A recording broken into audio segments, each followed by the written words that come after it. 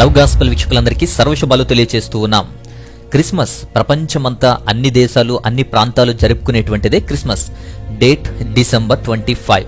చాలా మంది సందేహం ఏంటంటే డిసెంబర్ 25 క్రిస్మస్ కాదు అని, జనవరి 6 అని కొందరు, డిసెంబర్ 25 అని కొందరు, అసలు క్రిస్మస్ లేదు అని ఇంకొందరు. డిసెంబర్ 25 క్రిస్మస్ కాదంట, యేసు పుట్టుకనే కాదంట అని అన్యులు అనుకునేటట్టు చేసేశారు. అయితే దీన్ని క్యాచ్ చేసుకుంటున్నారు విమర్శకులు, మతోన్మాదులు గాని మత విమర్శకులు గాని. అంతకుముందు బకెట్ బ్యాచ్, తర్వాత కరోనా బ్యాచ్, తర్వాత బత్తాయి బ్యాచ్, ఇలా ప్రతి సంవత్సరం డిసెంబర్ వస్తే చాలు డిసెంబర్ 25 క్రీస్తు పుట్టాడని చెప్తే 1,00,000 అంటాడు ఒకడు, 25,00,000 అంటాడు ఇంకొకడు. వాళ్లకు బుద్ధి లేదు సరే, వాళ్ళని రెచ్చగొట్టే వారికైనా ఉందా? జాగ్రత్త. డిసెంబర్ 25 ఊరికే పెట్టారా? పని లేక పెట్టారా? అసలు డిసెంబర్ 25 క్రిస్మసేనా? అసలు డిసెంబర్ 25 యేసుక్రీస్తు పుట్టారా లేదా? ఏదో పండుగని క్రైస్తవులు దొంగలించారా? ఎందుకు డిసెంబర్ 25లోకి ప్రాచుర్యంలోకి వచ్చింది, ఎందుకు ఆ రోజు జరుపుతారో వివరిస్తున్నాను. పూర్తిగా చూడండి, టైం తీసుకోండి, కొంచెం టైం ఇచ్చి తెలుసుకోండి పూర్తిగా క్లియర్గా. సమయాన్ని వెచ్చించకపోతే, కేటాయించకపోతే మనకు క్లారిటీ రాదు, నాలెడ్జ్ రాదు, వివేకం రాదు. కాబట్టి ఏ విషయంలో అయినా సరే ముందుగా ఈ విషయాన్ని ఈ వీడియో ద్వారా తెలియజేస్తున్నప్పుడు టైం కేటాయించి మరి తెలుసుకోవాలి, పూర్తిగా వినాలి అని ముందుగా తెలియజేస్తున్నాను. అయితే ఈ డిసెంబర్ 25 గురించి బైబిల్లో ఉందా? వాక్య ప్రకారంగా కూడా వివరిస్తాను, చరిత్ర పరంగా కూడా వివరిస్తాను. ఎలా వచ్చింది, ఎలా మారింది, ఎలా ఆవిర్భవించిందో కూడా నేను చెప్తాను. అప్పుడు నా క్లారిటీ అనేది నేను ఇస్తాను. సో లేట్ చేయకుండా టాపిక్ లోకి వెళ్దాం. అసలు ముందు ఫస్ట్ క్వశ్చన్ ఏంటంటే, క్రిస్మస్ అనేది బైబిల్లో ఉందా? ఉంటే చూపించు అని అధిక ప్రసంగం, పిచ్చి ప్రశ్నలు అంటారు ఇట్లాంటి వాటిని. బైబిల్లో ఎందుకుంటుంది? క్రీస్తు పుట్టిన 300 సంవత్సరాల వరకు కూడా క్రిస్మస్ అనేది లేదు. తర్వాత 336 ఏడీలో ప్రారంభించారు. బైబిల్లో ఎందుకుంటుంది? చిన్న పిల్లల ప్రశ్నలివి. ఇలా ప్రశ్నిస్తూ ఏదో పెద్ద సాధించామనుకుంటారు. బైబిల్ చదివే వారికి, ధ్యానించే వారికి ఇలాంటి ప్రశ్న రాదు. ఇప్పుడున్నటువంటి గ్రిగోరియన్ క్యాలెండర్ అప్పుడు లేదు, జూలియన్ క్యాలెండర్ అప్పుడు లేదు. కాబట్టి ఇప్పుడు మనం పెట్టుకున్నటువంటి ఈ తేదీ అప్పుడెలా రాస్తారు? వివేకంగా ఆలోచించండి. డేట్ కాదు గాని క్రీస్తు పుట్టుక మాత్రం బైబిల్లో ఉంది. క్రీస్తు పుట్టుక చరిత్రలో కూడా ఉంది. చరిత్రకి ఆయన శక పురుషుడయ్యాడు. కాబట్టి టైం ఫ్రేమ్ ని కూడా డివైడ్ చేసేదానికి ఆయన శక పురుషుడు కూడా అయ్యాడు. No doubt at all. ఆయన ఆగమనం, ఆయన రాక భూమి మీద ఉంది ఖచ్చితంగా. ఎక్కడ అంటే బెత్లెహేము. ఎవరి ద్వారా అంటే మరియ ద్వారా, పరిశుద్ధాత్మ వలన. బట్ ఎప్పుడు అంటే అదే కొట్టుకునేది అందరూ. ఇది తెలియాలంటే హిస్టరీ తెలుసుకోవాలి. ఆ హిస్టరీని చాలా క్లియర్గా ఇస్తున్నాను, 1 by 1 చక్కగా ఇస్తాను. హిస్టరీ చెప్పే ముందు బిబ్లికల్గా కూడా, బైబిల్ ఆధారంగా కూడా మనం చూద్దాం. సో దాంట్లో మొట్టమొదటిగా ప్రారంభించినటువంటి ఒక థియరీ అనేది ఒకటి ఉంది. దాన్నే జకరియా ఎలిజబెత్ థియరీ అంటారు. సెక్స్టస్ జూలియస్ ఆఫ్రికానస్ అనేటువంటి చరిత్రకారుడు 3rd సెంచురీలో, అంటే 3వ శతాబ్దపు కాలంలో సెక్స్టస్ జూలియస్ ఆఫ్రికానస్ అనేటువంటి వ్యక్తి ఈ ప్రతిపాదన తీసుకొచ్చి నిరూపించారు. అసలు ఏంటిది అంటే ఈ యొక్క జకరియా అండ్ ఎలిజబెత్ థియరీ అంటాం దీన్ని. మొదటగా ఈ విషయాన్ని మనం చూద్దాం. యోహాను గారు 6 నెలల కన్నా ముందు పుట్టారు. యేసుక్రీస్తు వారి కన్నా 6 నెలల ముందు పుట్టారు. తల్లిదండ్రులు ఎవరు? జకరియా, ఎలిజబెత్. జకరియా యాజకుడు, యాజక ధర్మం నెరవేర్తించేవాడు. కాబట్టి యాజకుని యొక్క పరివర్తన ఆయనకుంది. సంవత్సరానికి యాజకత్వం ఎలా చేస్తారు అంటే 24 మంది చేస్తారు. నెలకు 2 చొప్పున చేస్తారు. లూకాసు వార్త 1వ అధ్యాయం 5వ వాక్యంలో జకర్య గురించి రాయబడింది. జకర్య అబియా తరగతి యాజకుడు అని, అంటే అబియా తరగతికి చెందినటువంటి యాజకుడు. యాజకుడు అని తెలుసు గాని అబియా సంగతి ఏంటి, అబియా తరగతి అంటే ఏంటి అంటే అదే లూకాసు వార్త 1వ అధ్యాయం 8వ వాక్యం ప్రకారము తన తరగతి క్రమం చొప్పున యాజక ధర్మం అనేది జరిగిస్తున్నాడు. సో యాజకులు 24 మంది సంవత్సరానికి యాజక ధర్మం చేస్తారు. నెలకు 2 చొప్పున పూర్తిగా చేస్తారు. నెహెమ్యా గ్రంథం 12వ అధ్యాయం 17వ వాక్యంలో వీటి గురించి ప్రస్తావన ఉంటుంది. యాజక ధర్మం గురించి, ఈ 24 మంది వ్యక్తుల గురించి. ఒకరి తర్వాత ఒకరు పూర్తిగా అక్కడే ఉంటారు. అలా చేసేటువంటి యాజక ధర్మంలో అబియా తరగతి జకర్యాది. మరి అబియా తరగతి అంటే ఏంటి అంటే, దీని గురించి తెలుసుకోవాలంటే మనం ప్రారంభంలోకి వెళ్ళాలి. మొదటి దినవృత్తాంతముల గ్రంథం 24వ అధ్యాయం 10వ వాక్యం. అబియా తరగతి అంటే 8వది అని అక్కడ మనకు కనిపిస్తుంది. అంటే 8వ తరగతి, అది 8వ భాగం. ఈ 8వ భాగంలో యాజకుడు జకర్యగా పనిచేస్తున్నాడు. అదే దినవృత్తాంతముల గ్రంథం 24లోనే 7 నుంచి 18 వాక్యాలు చూస్తే ఈ 24 తరగతుల గురించి కనిపిస్తాయి. యాజక ధర్మం గురించి కూడా తెలుస్తుంది. ఒక్కొక్కరిది కూడా 15 రోజులు చొప్పున. నెహెమ్యా గ్రంథంలో చెప్పినట్లు ఈ యాజకులు 24 మంది సంవత్సరానికి యాజక ధర్మం చేస్తారు. దానిలో 8వ తరగతి ఈ యొక్క అబియా తరగతి. ఆ 8వ తరగతిలో, అబియా తరగతిలో యాజకుడైనటువంటి జకర్య పనిచేస్తున్నాడు. అప్పటికి calendar Hebrew calendar, lunar based calendar అది. అంటే మార్చి 15 నుంచి ప్రారంభమవుతుంది. జకర్యా 8వ భాగం అంటే ఒక్కొక్క భాగం 15 రోజులు. మార్చి 15 నుంచి ఏప్రిల్ 1 వరకు మొదటి భాగం, ఏప్రిల్ 1 నుంచి 15 వరకు రెండవ భాగం. ఆ విధంగా 8వ భాగం వచ్చేసరికి 8వ తరగతి 8వ భాగం అంటే జూలై 1 నుంచి 15 రోజులు. అంటే జూలై 1 నుంచి 15 వరకు యాజక ధర్మాన్ని ముగించుకొని ఇంటికి వెళ్ళాడు ఈ జకర్యా. అయితే గర్భము ధరిస్తే నెలకు తెలుస్తుంది అంటే గర్భము ఆనాటికి తెరవబడింది అని అర్థం. ఇప్పుడు మరియ దగ్గరకు వద్దాం. మరియకు కూడా నమ్మకం కలగడానికి దేవదూత ఏం చెప్పింది అంటే ఎలిజబెత్కు 6 నెలలు అని చెప్తుంది. లూకా సువార్త 1వ అధ్యాయం 37 నుంచి 38 వాక్యాల్లో. అంటే ఎలిజబెత్కు 6 నెలలు తర్వాత మరియ గర్భము ధరించింది. ఎలిజబెత్ ఆగస్టు 15 నుంచి స్టార్ట్ అయింది కాబట్టి ఆగస్టు 15 ప్లస్ 6 నెలలు అంటే సో మరియ నుంచి స్టార్ట్ అయింది. సాధారణంగా బిడ్డను కనటానికి 280 డేస్ 280 రోజులు పడుతుంది. 40 వీక్స్ అంటాం, 9 months and some days. So 9 నెలలు నిండిన తర్వాత కొన్ని రోజులు. ఈ 9 నెలల 10 రోజులు అని మనం చెప్పవచ్చు. ఇప్పుడు మార్చి 15 నుంచి 9 నెలలు అంటే మార్చి 15 నుంచి 9 నెలలు లెక్కించాలి. మార్చి 15 నుంచి ఏప్రిల్ 15, ఏప్రిల్ 16 నుంచి మే 15, ఆ విధంగా లెక్కించుకుంటూ 9 నెలలు వెళ్తే డిసెంబర్ 15 వస్తుంది. డిసెంబర్ నెలలో పుట్టినట్టు అంచనా. డిసెంబర్ 15 ప్లస్ కొన్ని రోజులు 10 రోజులు అంటే డిసెంబర్ 25. అంటే నెలలు నిండిన తర్వాత డెలివరీ అయ్యింది అని మనకు బైబిల్లో లిఖించబడింది. నెలలు నిండటం డిసెంబర్ 15కు నిండింది. డిసెంబర్ 15 తర్వాతనే జన్మించారు. నెలను నిండిన తర్వాత గర్భాన్ని ధరిస్తే దాదాపు 10 రోజులు పడుతుంది. కాబట్టి డిసెంబర్ 15 ప్లస్ 10 రోజులు కలిపితే డిసెంబర్ 25. ఈ డిసెంబర్ 25ని యేసుక్రీస్తు వారు జన్మించి ఉంటారు.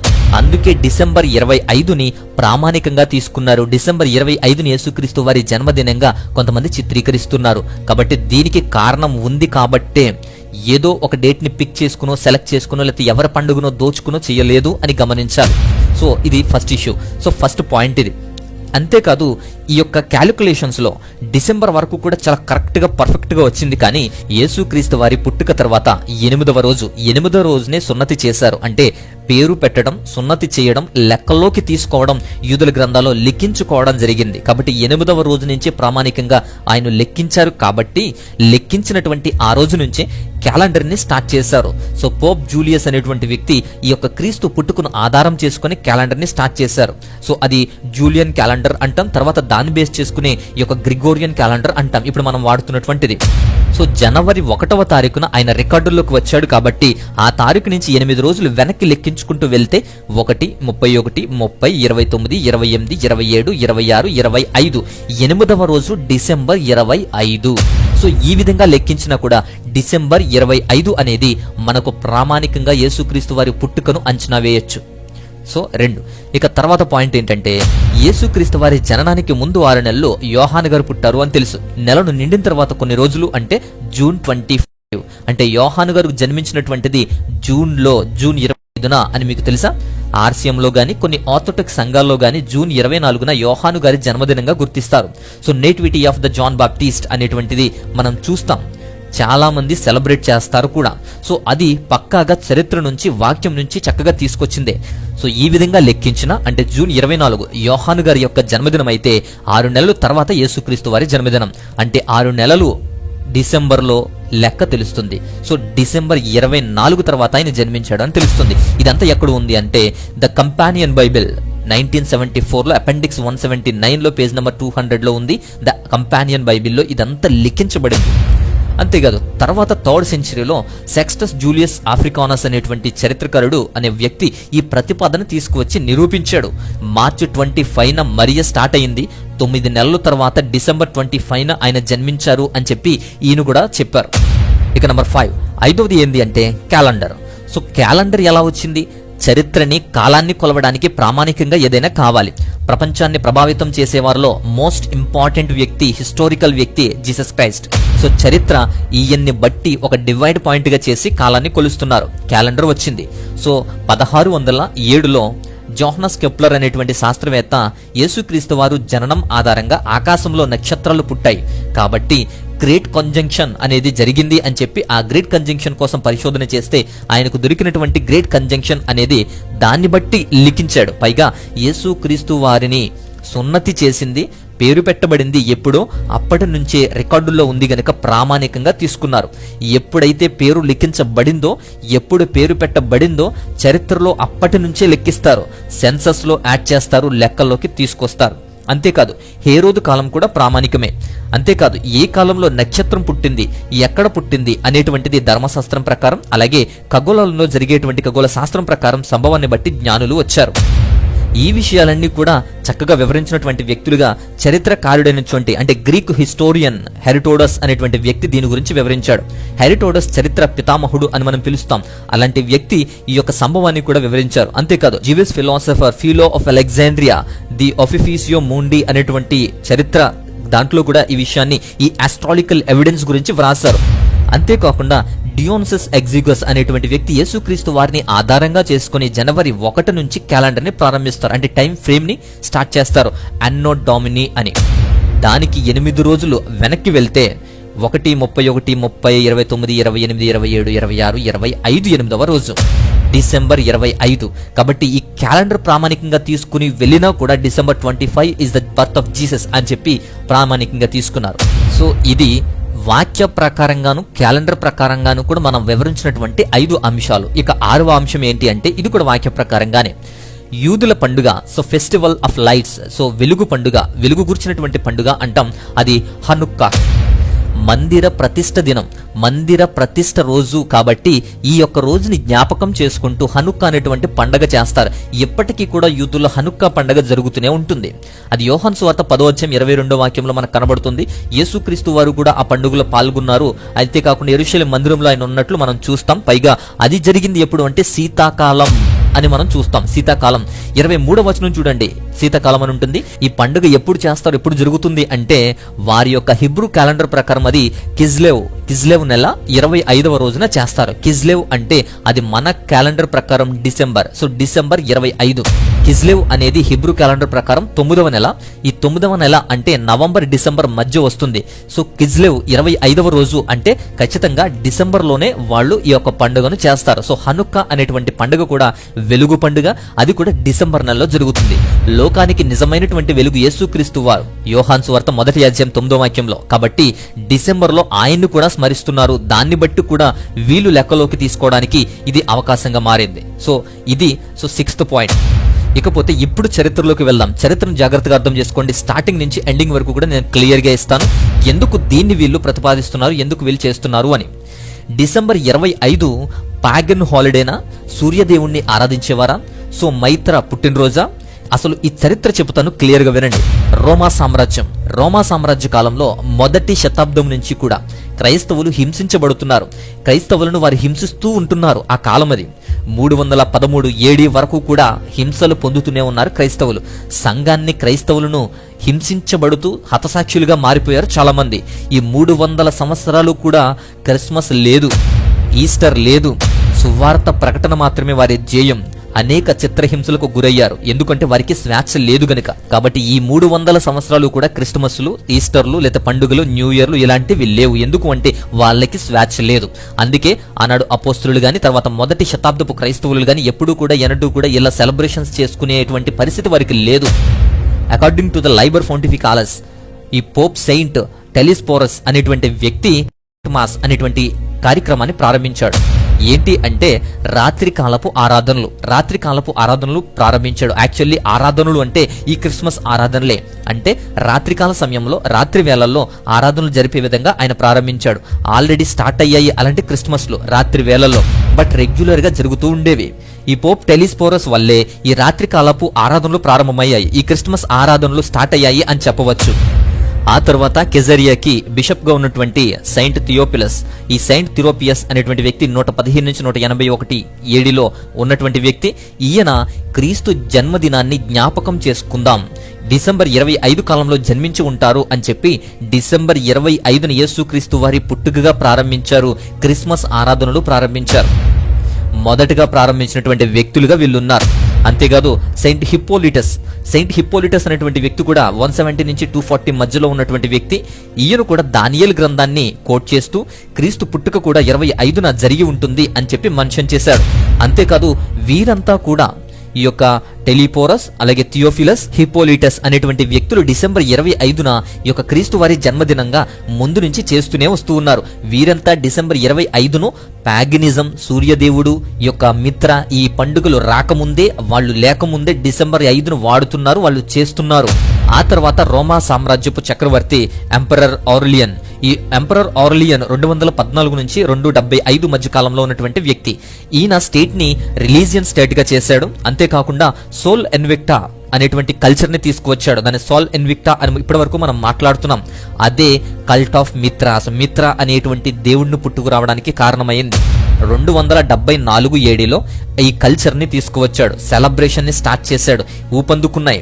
డిసెంబర్ 25వ తేదీని ఈ మిత్రాస్ పుట్టినరోజుగా జరపడం ప్రారంభమైంది. ప్యాగన్ ఫెస్టివల్స్ గా విపరీతంగా ఊపందుకున్నాయి. క్రిస్టియన్స్ మీద ఈ పెర్సిక్యూషన్ కూడా ఎక్కువైంది. అలా కొంతకాలానికి అంతవరకు చిత్రహింసలు అనుభవిస్తున్నటువంటి క్రైస్తవులు రోమా సామ్రాజ్యానికి కొత్త రాజును చూశారు. రోమా సామ్రాజ్యానికి కొత్త చక్రవర్తి వచ్చాడు. ఆయనే Constantine the great, the Constantine. 313వ సంవత్సరంలో క్రైస్తవ్యాన్ని ఆహ్వానించాడు, లీగలైజ్ చేశాడు. అంతేకాకుండా స్వేచ్ఛనిచ్చాడు. ఎందుకంటే ద ఫస్ట్ ఎంపరర్ క్రైస్తవునిగా మారాడు. పాగనిజం నుంచి క్రైస్తవ్యంలోకి వచ్చాడు. మొట్టమొదటి క్రైస్తవ చక్రవర్తి రోమా సామ్రాజ్యానికి ది కాన్స్టాంటైన్. ఆయన ఉన్న టైంలో ఒక సంఘటన జరిగింది. 325 ఏడి ఇటలీలో నికేయా అనేటువంటి ఒక ప్రాంతంలో ఈ అథెనేసియస్ అనేటువంటి వ్యక్తి ద్వారా అలెగ్జాండ్రియాకు చెందినటువంటి ఒక బిషప్ ఈయన ఈ యొక్క అథెనేసియస్ అనేటువంటి వ్యక్తి యొక్క నాయకత్వంలో దాదాపు 1800 మందిని ఆహ్వానించాడు. అంటే ప్రపంచంలో ఎక్కడ ఎలా ఉన్నా సరే 1800 మందిని బిషప్లని ఆహ్వానిస్తే దాదాపు 318 మంది క్రైస్తవులు వచ్చారు. ఈ 318 మంది క్రైస్తవ నాయకులను కూడా బిషప్లను పిలిపించి ఈ అథెనేసియస్ ద్వారా మీటింగ్ పెట్టారు. దాన్నే ద ఫస్ట్ కౌన్సిల్ ఆఫ్ నికేయా అని మనం చెప్తాం. కొంతమంది దీన్నే ద కౌన్సిల్ ఆఫ్ నైజియా అని పిలుస్తారు. సో ఫస్ట్ కౌన్సిల్ ఇది నికేయా. అయితే దీనికి ఇండియా నుంచి కూడా కొచ్చిన్ నుంచి ఒక వ్యక్తి బిషప్ జాన్ అనేటువంటి వ్యక్తి ఈ యొక్క కౌన్సిల్ ఆఫ్ నికేయాకి వెళ్లారు అని చెప్పి మనకు కనిపిస్తుంది. అలా అన్ని దేశాల నుంచి అన్ని ప్రాంతాల నుంచి వెళ్ళినటువంటి ఆ టీం రాసిందే నికేయా విశ్వాస సూత్రం. ఆర్సియంలో లూథరన్ చర్చెస్ లో కూడా ఇది చదువుతూ ఉంటారు. అందరూ కూడా విశ్వాస ప్రమాణాలు చేస్తూ ఉంటారు. సో ఇది వారు ప్రతిపాదించిందే. అయితే ఇక్కడ ఒక్క విషయాన్ని జాగ్రత్తగా పరిశీలించండి. చాలా మంది అఫ్ కోర్స్ అందరూ కూడా డిసెంబర్ 25ని కాన్స్టాంటైన్ మీదకి తోసేస్తున్నారు. అసలు ఆయన ఎక్కడ ప్రతిపాదించారు? డిసెంబర్ 25 అని ఆయన ఎక్కడ చెప్పారు? ఆయన ఎందుకు సెట్ చేస్తాడు? అందరూ ఆయన పేరే చెప్తున్నారు. ద కౌన్సిల్ ఆఫ్ నికేయాలో ఏర్పాటు చేసింది అని చెప్తూ ఉన్నారు. అసలు కౌన్సిల్ ఆఫ్ నికేయాలో ఏర్పాటు చేసింది కూడా ఆరియన్ కాంట్రవర్సీ కోసం. రోమా సామ్రాజ్యపు తూర్పు భాగాల్లో కొన్ని చోట్ల ఈ ఆరియన్ కాంట్రవర్సీలు లేవనెత్తడం వల్ల ఇలాంటి వాటిని చర్చించడానికి ఒక వేదిక కావాలి అని చెప్పి కాన్స్టాంటైన్ ఆ వేదికను ఏర్పాటు చేశాడు. అదే ద కౌన్సిల్ ఆఫ్ నికేయా. ఆ ఇష్యూస్ ని కొన్ని సాల్వ్ చేసుకోవడానికి అందులో డిసెంబర్ 25 అనే టాపిక్ లేనే లేదు. ఎంత వెతికినా ఎన్ని వెతికినా నాకైతే కనబడలేదు. యేసుక్రీస్తు వారి గురించి అలాగే ఈస్టర్ గురించి మాట్లాడారు. అంతేకాదు హోలీ ట్రినిటీ అనేది అక్కడే పుట్టింది. అలాగే కొన్ని వ్యక్తిత్వాలను గురించి అంటే యేసుక్రీస్తు వారి యొక్క దైవత్వం గురించి మానవత్వం గురించి కూడా మాట్లాడుకున్నారు. అలాంటివన్నీ మాట్లాడారు. అప్పుడే ఈ యొక్క ట్రినిటీ అనే దాని గురించి ప్రస్తావించారు. అప్పుడే పుట్టింది ఈ పదం. సో ఇలా కొన్ని టాపిక్లు ఉన్నాయి. కానీ డిసెంబర్ 25 గురించి పుట్టుక గురించి లేదు. మరి అందరూ ఎందుకు ఇలా చెప్తున్నారో తెలియదు. ఈ యొక్క కాన్స్టాంటైన్ ఆధ్వర్యంలో ఈ మీటింగ్ ఏర్పాటు చేయడం తప్ప ఆయన కోసం కాదు ఈ మీటింగ్, ఆయన వల్ల కాదు, ఈయన డిస్కస్ చేయలేదు. ఇక ఈ పాగనిజం కల్చర్ని క్రైస్తవుల మీద దాడుల్ని ఆపాలి అనుకున్నారు. ఆయన ఎంపరర్గా ఉన్న కాలంలోనే డిసెంబర్ 25 పాగన్ ట్రెడిషన్ ని తగ్గించి క్రైస్తవులకు స్వేచ్ఛ వచ్చింది కాబట్టి క్రిస్మస్ చేయడం ఎక్కువైంది. అంటే ఆయన కాలంలో ఇలా చేయడం ఎక్కువైంది కాబట్టి అప్పటికే ఆ కాలంలో కొన్ని చోట్ల డిసెంబర్ 25 క్రిస్మస్లు జరిగాయి కాబట్టి ఆయన పెట్టింది ఆయనే అనుకుంటున్నారు. ఈ క్రిస్మస్ పెట్టింది ఆయనే అనుకుంటున్నారు చాలా మంది. ఆయన ఏర్పాటు చేసినట్టు గాని పెట్టినట్టు గాని ఏ ఆధారము ఏ ఎవిడెన్సు లేదు. ఈ యొక్క కౌన్సిల్ కూడా క్రిస్మస్ గురించి మాట్లాడుకోలేదు. బిషప్లు ఒక్కొక్కరిగా ఆ టైంలో క్రిస్మస్లు ప్రారంభించారు. పైగా స్వేచ్ఛ వచ్చింది కాబట్టి, క్రైస్తవ చక్రవర్తి ఉన్నాడు కాబట్టి వారంతా కూడా ఊపెందుకుని ఈ విధంగా ప్రారంభించడం స్టార్ట్ అయింది. క్రైస్తవ చక్రవర్తి కాబట్టి కొంత మార్చాలి అనుకున్నాడు. ఎందుకంటే ఆయన వచ్చేంత వరకు కూడా అక్కడ విగ్రహారాధన, ప్యాగనిజం, ముఖ్యంగా సూర్యుని ఆరాధించేవారు. ఆ విధంగా అన్యాచారాలతో పాటు వివిధ రకాలైనటువంటి ఇష్టం వచ్చినటువంటి జీవితాలను బ్రతికేవారు. కాబట్టి కాన్స్టాంటైన్ అనుకున్నాడు, it is not good worship sun, we have to worship son of God అనేటువంటి తీర్మానాన్ని ఆయన ప్రతిపాదించాడు. అంతే తప్ప ఆయన క్రిస్టమస్ ని ఇంట్రడ్యూస్ చేయలేదు. క్రిస్మస్ గురించి మనం మాట్లాడాలి అంటే పోప్ లిబారియస్ గురించి మనం మాట్లాడదే. సో పోప్ లిబారియస్ అనేటువంటి వ్యక్తే 352 నుంచి 366 మధ్యలో ఉన్నటువంటి వ్యక్తి రోమ్ లో క్రిస్మస్ చేశాడు. ఈయన వల్లే క్రిస్మస్ స్టార్ట్ అయింది, ఈయనే క్రిస్మస్ స్టార్ట్ చేశాడు, ఈయన వల్లే అది ప్రాచుర్యంలోకి వచ్చింది అని గుర్తుపెట్టుకోండి పోప్ లైబీరియస్. ఆ తర్వాత Saint Gregory Nazianzus. Saint Gregory Nazianzus 389. ఈ 389లో కాన్స్టాంటినోపిల్లో అంటే ఈ రోమా సామ్రాజ్యపు రాజధాని అయినటువంటి కాన్స్టాంటినోపిల్లో క్రిస్మస్ యొక్క మాస్ అనేది చేశాడు. సో ఆరాధన, దేవుని యొక్క ఆరాధన అనేది చేశాడు ఈవినింగ్ టైంలో. అంతేకాదు సెయింట్ ఆంబ్రూస్ అనేటువంటి వ్యక్తి 397లో ఉన్నటువంటి వ్యక్తి. ఈ 397లో మిలాన్ అనేటువంటి ప్రాంతంలో క్రిస్మస్ అనేది చేశాడు. సో క్రిస్మస్ మాస్ అనేది చేశాడు.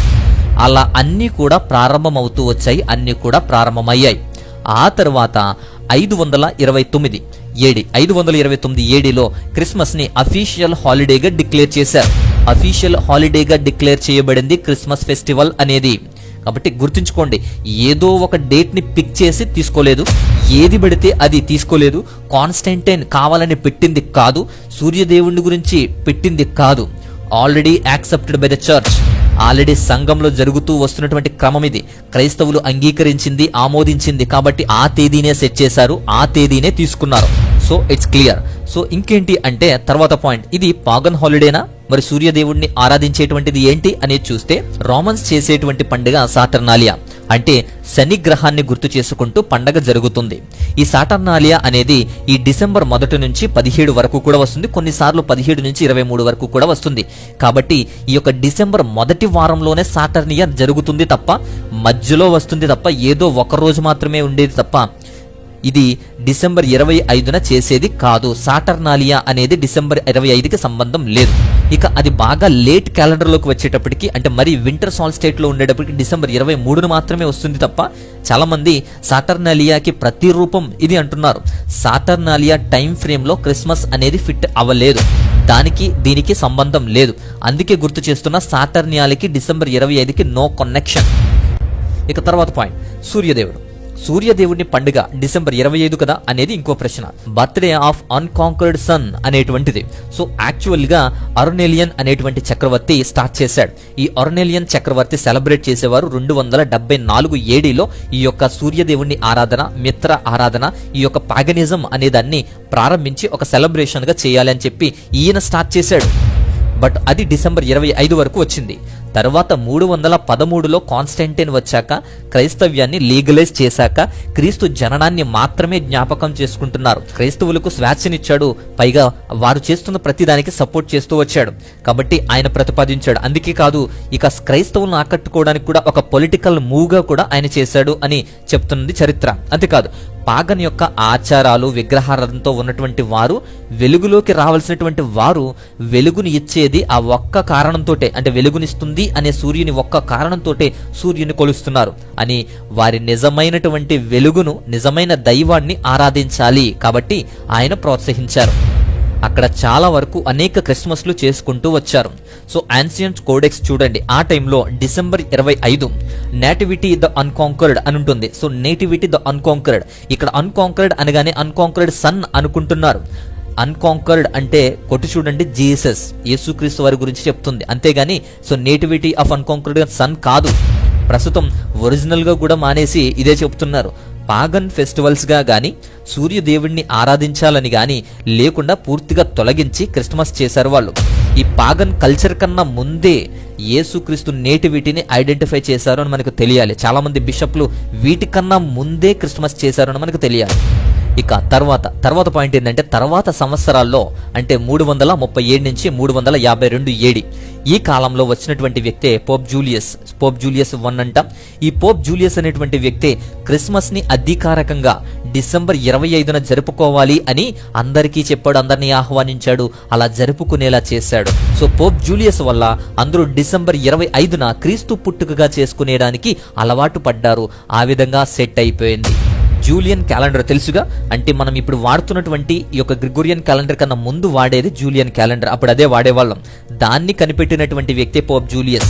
330లో ఈయన కాలమానం ప్రకారం, అంటే కాలమాన్ని లెక్కించి జనవరి 1 నుంచి, అంటే క్రీస్తు పుట్టుకను ఆధారంగా చేసుకుని జనవరి 1 నుంచి జూలియన్ క్యాలెండర్ అనేది ప్రతిపాదించాడు. డిసెంబర్ 25న ఆయన క్రీస్తు పుట్టిన రోజు అని, పుట్టింది డిసెంబర్ 25 అని చెప్పి అనౌన్స్ చేశాడు. అందుకే ఆయన డిసెంబర్ 25న జరుపుకోవాలని అందరికీ పిలుపునిచ్చాడు. అందరూ కూడా దాన్ని ఫాలో అయ్యారు.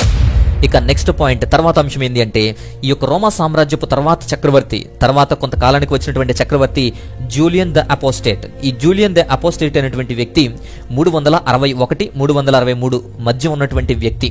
ఈయన వచ్చిన తర్వాత మళ్ళీ ఈ రోమా సామ్రాజ్యాన్ని ప్యాగనిజం వైపు మళ్లించాలనుకున్నాడు. క్రిస్మస్ ఆరాధనలు తగ్గించి దాని ప్లేస్ లో అన్కాంక్రెడ్ సన్ అనేటువంటి దాన్ని ఆర్డర్ ఇచ్చాడు. అదే సోల్ ఇన్విక్టస్ అంటాం. వారి యొక్క పరిభాషలో సోల్ ఇన్విక్టస్ అంటే సూర్య దేవుణ్ణి ఆరాధించేటువంటి పండుగలు, సూర్యదేవుణ్ణి ఆరాధించేటువంటి క్రమం. ఇక్కడ అసలు ప్రాబ్లం ఏంటి అంటే, అదే రోజు, పైగా డిసెంబర్ 25న తీసుకురావడమే, అదే రోజు చేయడమే ఇక్కడ అసలు ప్రాబ్లం. సో పాగన్ పండుగ రోజు క్రిస్మస్ పెట్టలేదు. క్రిస్మస్ జరిపేటువంటి రోజుల్లోనే పాగన్ ఫెస్టివల్ ని జరిపారు, సెట్ చేశారు అని అర్థం చేసుకోవాలి. అప్పుడు కొత్త దేవుడు పుట్టాడు, మిత్రాస్. సూర్య దేవుణ్ణి కుమారుడిగా కొలుస్తున్నారు. మిత్రాస్ అనేటువంటి వ్యక్తి డిసెంబర్ 25న పుట్టారు అనేటువంటిది అమల్లోకి వచ్చింది. సో ఈ యొక్క ఆర్డర్ ప్రకారం అందరూ కూడా ఈ యొక్క క్రిస్మస్ ని డిసెంబర్ 25ని పాగన్ ఫెస్టివల్ గా చేయడం కూడా స్టార్ట్ చేశారు. క్రైస్తవులంతా డిసెంబర్ 25ని క్రిస్మస్లు చేస్తూ ఉంటే, డిసెంబర్ 25ని క్రైస్తవేతరులందరూ కూడా పాగన్ ఫెస్టివల్స్, సోల్ ఇన్విక్టస్ సూర్యదేవుణ్ణి ఆరాధనలు, మిత్రాస్ పుట్టినరోజులు చేస్తూ ఉండేవారు. సో ఇది టైలర్స్ మార్షల్స్ రాసినటువంటి ద ఎటర్నల్ సిటీ అనేటువంటి గ్రంథంలో, Rome and origins of Christianity అనేటువంటి గ్రంథంలో వివరించారు. హిస్టరీ అంతా కూడా, చరిత్ర అంతా చాలా చక్కగా క్లియర్ గా ఉంటుంది. అంతేకాదు అనేకమైనటువంటి చారిత్రక గ్రంథాలు అన్ని కూడా విశదీకరించి అనలైజ్ చేసినటువంటి గ్రంథాలను కూడా పరిశీలించిన తర్వాత ఈ చరిత్ర అంతా కూడా స్పష్టమైంది. క్రిస్మస్ అనేది క్రీస్తు ఆరాధన, అంటే క్రీస్తు మాత్రమే ఉన్నారు. క్రిస్మస్ లో ప్యాగనిజం ఉండదు, సూర్యుని కొలవరు, మిత్రాస్కి దీనికి సంబంధం లేదు, మిత్రాస్ని పూజించరు. ఒక్కరోజు వచ్చినంత మాత్రాన తప్పు అంటే ఎలా? Of course December 25 is a adapted day. పుట్టింది అదే రోజు అని కాదు, కానీ ఆధారాలను బట్టి, సంభవాలను బట్టి అడాప్టెడ్ ఫ్రమ్ ఎవిడెన్సెస్, అడాప్ట్ చేసుకున్నదే. అంతేకాదు ఇంకొక పాయింట్ ఏంటంటే, క్రిస్మస్ అనేది జనవరి 6వ తారీఖున చేస్తారు చాలా మంది. మనం కూడా చూస్తూ ఉంటాం, జనవరి 6వ తారీఖున క్రిస్మస్లు చేస్తారు.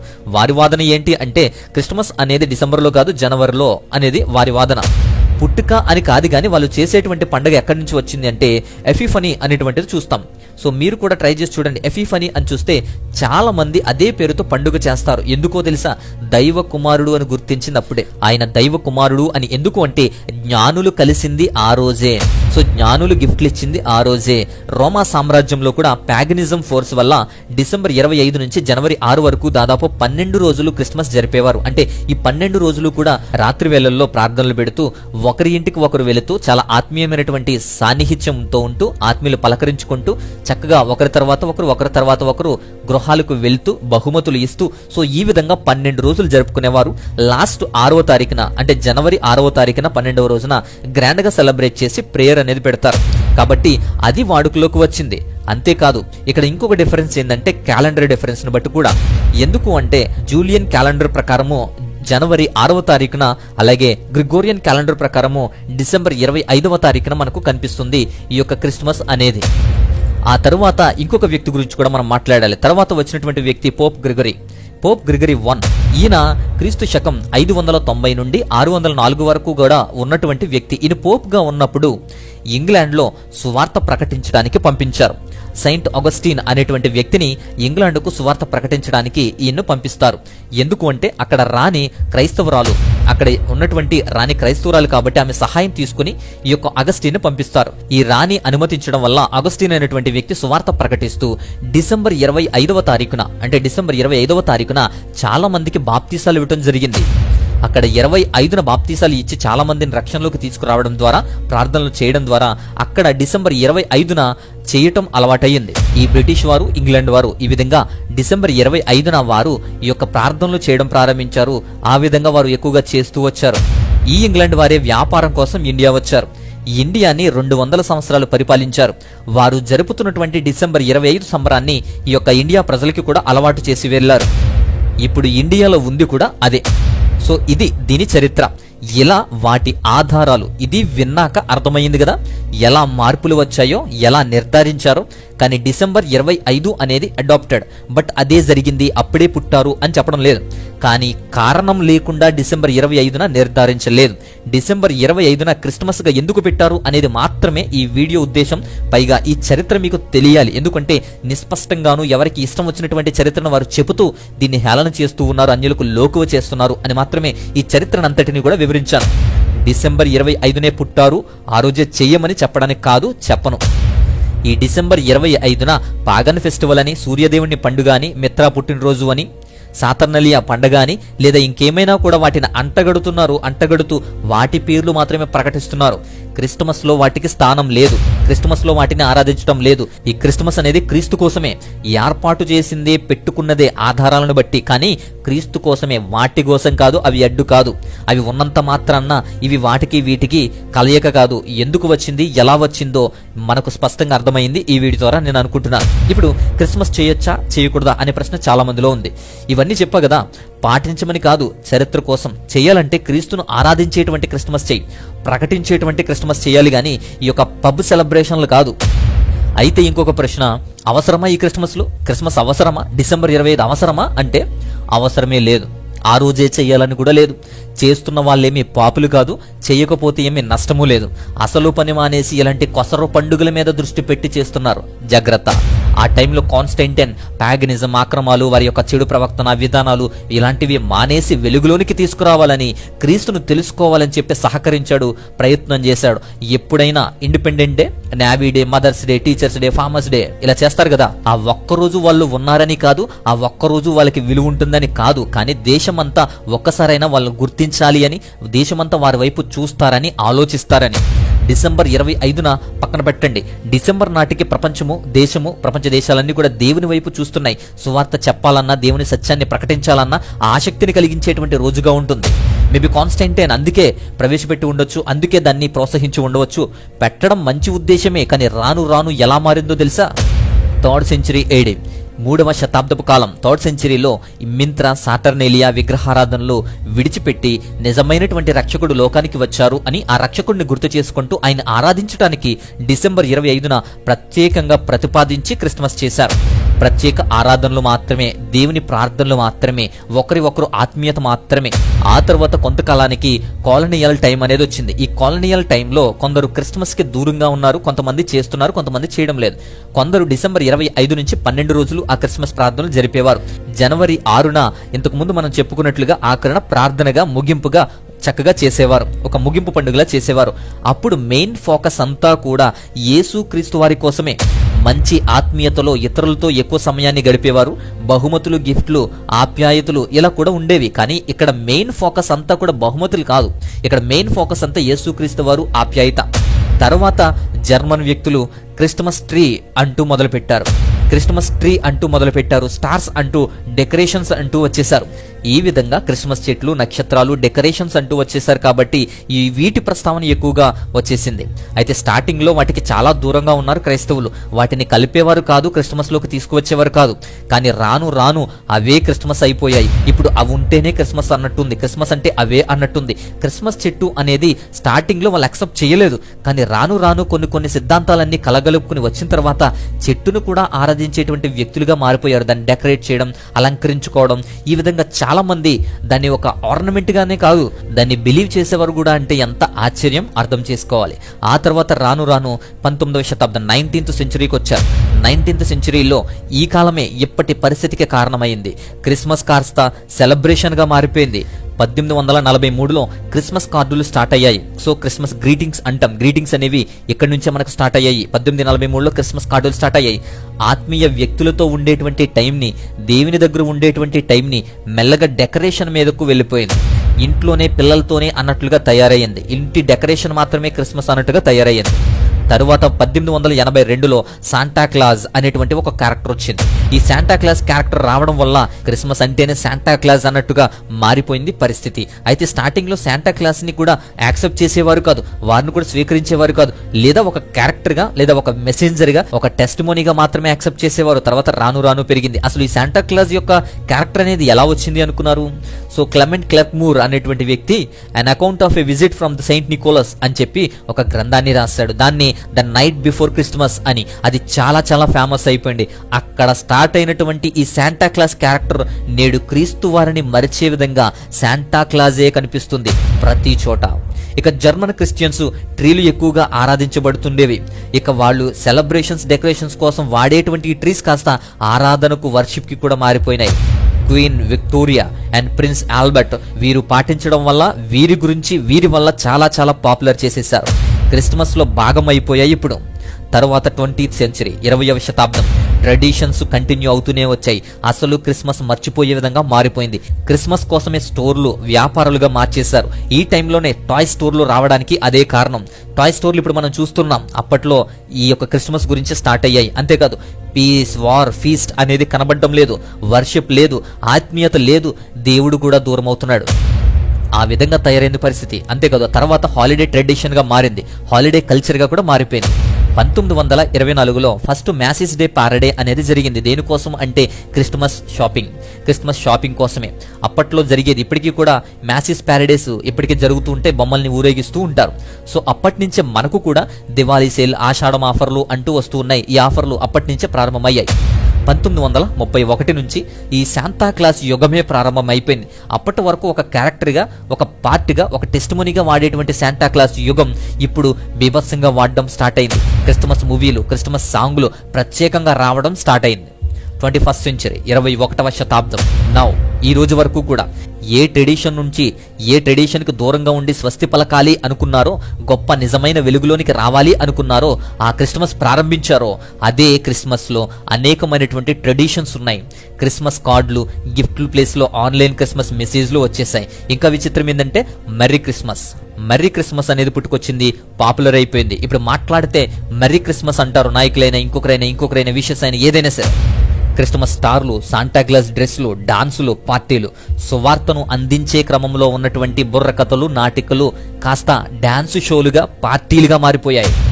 క్రిస్మస్ దేనికోసం, ఎందుకోసం స్టార్ట్ అయ్యిందో, దేనిని విడిచిపెట్టి స్టార్ట్ అయ్యిందో ఇప్పుడు అదే పాగనిజంలా తయారయ్యింది. ఇప్పుడు అదే పాగనిజం నుంచి విడిచిపెట్టి క్రైస్తవులు వెలుగులోనికి వచ్చారనుకుంటున్నారు. కానీ ఇప్పుడు అలాంటి దీనికి సంబంధం లేకుండా పోయింది. నేటికి ఎలా తయారయ్యింది అంటే మనకు అర్థమవుతుంది.